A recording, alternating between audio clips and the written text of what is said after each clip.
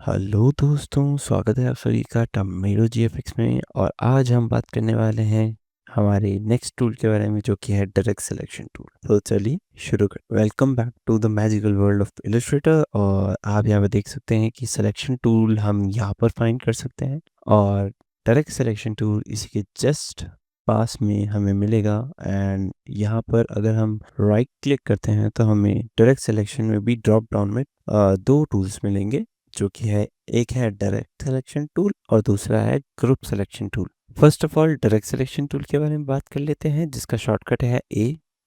And direct selection tool इसलिए use होता है ताकि हम एक एंकर पॉइंट को मूव कर सकें in a vector shape. For example, if हमारे पास यहाँ पर एक स्क्वायर है एंड मुझे इसका एंकर पॉइंट मूव करना है और मुझे इस पॉइंट को यहाँ पर लाना है सेंटर में, तो फॉर दैट मुझे इस एंकर पॉइंट को यहाँ मूव करना है, बट वो मैं सिलेक्शन टूल से नहीं कर सकता क्योंकि सिलेक्शन टूल हम मुझे ये ऑप्शन देगा ही नहीं। तो चलिए जंप करते हैं हम सिलेक्शन टूल से डायरेक्ट सिलेक्शन टूल पर। जैसे ही मैंने डायरेक्ट सिलेक्शन टूल को सिलेक्ट किया है, यहाँ पर आप देख सकते हैं कि मेरा टूल पूरा चेंज हो चुका है। और जैसे ही मैं एक सिलेक्शन क्रिएट करूँगा एंकर पॉइंट के अराउंड, तो ये एंकर पॉइंट हाईलाइट हो जाएगा और बाकी सारे एंकर पॉइंट हाइलाइटेड नहीं होंगे। और बस मैं इस एंकर पॉइंट पर क्लिक करके इसे मूव कर सकता हूँ फ्रीली कहीं पे भी, और शिफ्ट दबा के, और शिफ्ट दबाने के बाद ग्रिड वाइज।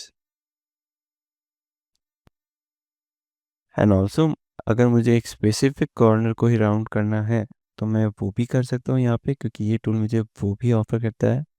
सो ये तो हुई नॉर्मल शेप्स की बात। अगर हमारे पास कोई कर्व्स हों जो कि पेन टूल से हमने क्रिएट करें, जो कि हम आगे जाके देखेंगे इसी सीरीज में। अगर सपोजिवली मैंने अगर यहाँ पे एक पेन टूल का कर्व क्रिएट करा है और मुझे मिड वाला पॉइंट चेंज करना है, थोड़ा सा एडिट करना है, तो मैं डायरेक्ट सिलेक्शन टूल पे जंप कर सकता हूँ।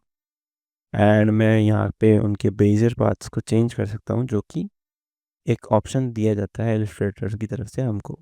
और उससे मैं और कर्व क्रिएट कर सकता हूँ, और उसे मैं मैनुअली मूव भी कर सकता हूँ as a specific anchor point of a path. So ये था हमारा डायरेक्ट सिलेक्शन टूल। चलिए अब बात कर लेते हैं ग्रुप सिलेक्शन टूल के बारे में।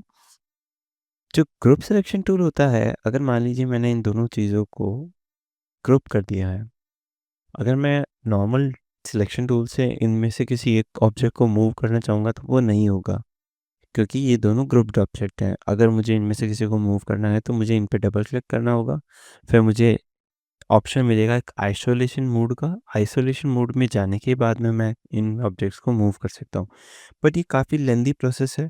उसकी जगह हम अगर यहाँ पर आकर ग्रुप सिलेक्शन टूल को चूज़ करें, तो यहाँ पर हम बिना आइसोलेशन मोड में जाए कोई भी ऑब्जेक्ट को चूज़ कर सकते हैं और मूव भी कर सकते हैं।